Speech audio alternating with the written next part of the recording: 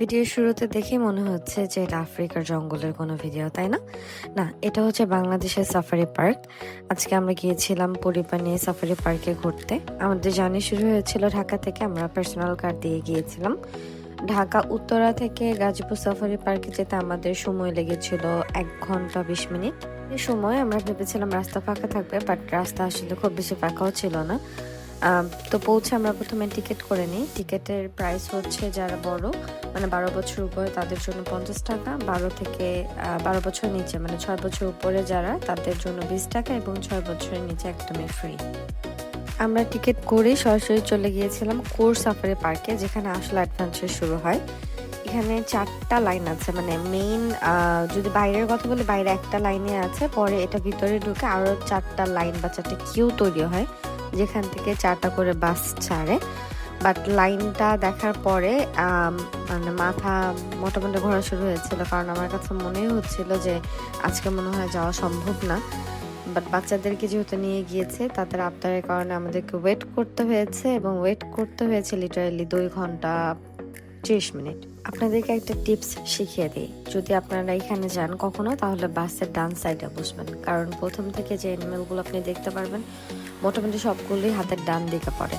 তো আমরা গিয়ে উঠেছিলাম, আমরা তো একই পরিবারে 5 জন ছিলাম। আমি ছিলাম বাম দিকে, আমার হাজব্যান্ড ছিল ডান দিকে। তো ডান দিক থেকে আসলে সব ভিডিও করা। তো এটা টিপস, আমি জানি এরপর সবাই যারা এই ভিডিও দেখবেন তারা ডান দিকেই বসবেন। এটা করলে আসলে সিট পাবেন না, কারণ এখানে চুজ করার কোনো অপশনই থাকে না, খুবই রাশ থাকে। এই 2-2.5 ঘন্টা দাঁড়ানোর পর আপনার মনে হবে যে সিটই পাই সেখানেই উঠে বসে পড়ি।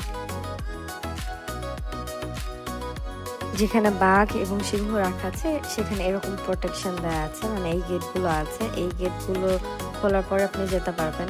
দূর থেকে আপনি সিংহ এবং বাঘের দেখা পাবেন। এই যে আমরা 2টো সিংহ দেখেছিলাম। দূর থেকে ছোট মনে হয়, আসলে এটা বেশ দূর থেকে করা, এবং আমি জুম করে করে আপনাদেরকে দেখাচ্ছি।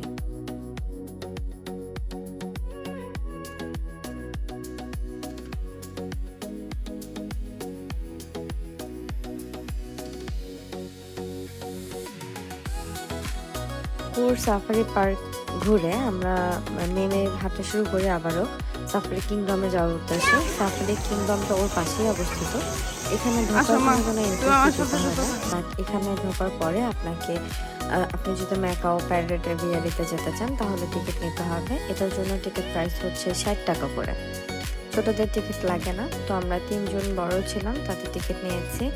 প্রথমেই আমরা গিয়েছিলাম ম্যাকাও দেখার জন্য। সেখানে গিয়ে তো বাচ্চারা অনেক খুশি, কারণ কখনো সামনাসামনি এত বড় ম্যাকাও তো দেখেনি। তো আমি ভিডিও করছিলাম, বাচ্চারা অনেক এনজয় করছিল।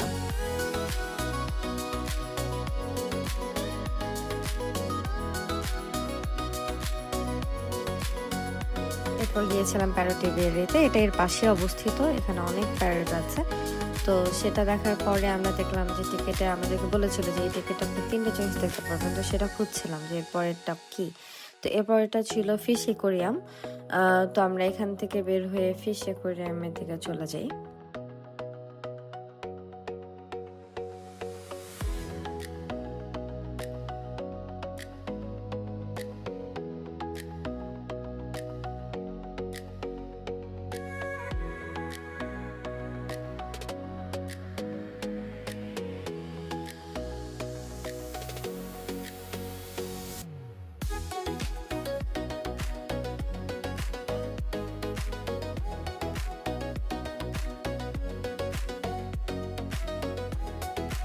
ফিশ অ্যাকোয়ারিয়ামটা আসলে খুব সুন্দর না, বাট বাচ্চারা অনেক বেশি এনজয় করে। সুন্দর না বলতে আসলে এরকম দেখার মতো এক্সেপশনাল কিছু আমার কাছে মনে হয়নি। তারপর সেখান থেকে বের হয়ে আমরা গিয়েছিলাম বাটারফ্লাই পার্কে। তো প্রজাপতি পার্কে আমরা আসলে কোনো প্রজাপতি দেখি নাই। আমি জানি এটা সিজনাল কেনা, বাট আমরা যখন গিয়েছিলাম তখন খুবই রেয়ারলি 2-4টা প্রজাপতি হয়তো উঠছিল। বাট পার্কটা অনেক সুন্দর, কারণ চারপাশে অনেক গাছপালা, এরকম কৃত্রিম ঝর্ণা, সব মিলিয়ে পরিবেশটা অনেক সুন্দর এবং ফটোজেনিক। এরপর আপনি যখন বাইরে বের হবেন তখন চিড়িয়াখানার মতো অনেক কিছুই আছে, যেমন হচ্ছে এখানে কুমির আছে, আরও অনেক জায়গা আছে আমরা এক্সপ্লোর করিনি টু বি অনেস্ট। তারপর আমরা চলে গিয়েছিলাম ন্যাচার হিস্ট্রি মিউজিয়ামে। এই যে আমরা প্রথমে টিকিট করেছিলাম প্রজাপতি পার্কে যাওয়ার জন্য, সেই টিকিট দিয়ে আপনি 2টা জায়গা দেখতে পারবেন, এবং টিকিটের মূল্য হচ্ছে 40 টাকা। ন্যাচার হিস্ট্রি মিউজিয়ামে অনেক কিছুই আছে। এখানে অনেক প্রিজার্ভড অ্যানিমালস দেখা যায়, যেমন কচ্ছপ, স্নেক, তারপর আপনি অনেকগুলো সি ফিশ দেখতে পারবেন, ডলফিন দেখতে পারবেন। আমি যদি আমার ব্যক্তিগত অভিজ্ঞতা বলি তাহলে আমি বলব যে হ্যাঁ, বাচ্চাদের নিয়ে একবার যাওয়া উচিত। তবে টাইমটা সিলেক্ট করার ব্যাপারে আপনাকে অনেক চুজি হতে হবে। আমার মনে হয় শীতকালই বেস্ট, কারণ গরমে অনেক বেশি গরম থাকে। আর পানি সঙ্গে করে নিয়ে গেলে ভালো হয়। এখানে যে পানি পাওয়া যায় সেগুলো নরমালি 20 টাকার বোতল 30 টাকা করে সেল করে। সবাই ভালো থাকবেন। আল্লাহ হাফেজ।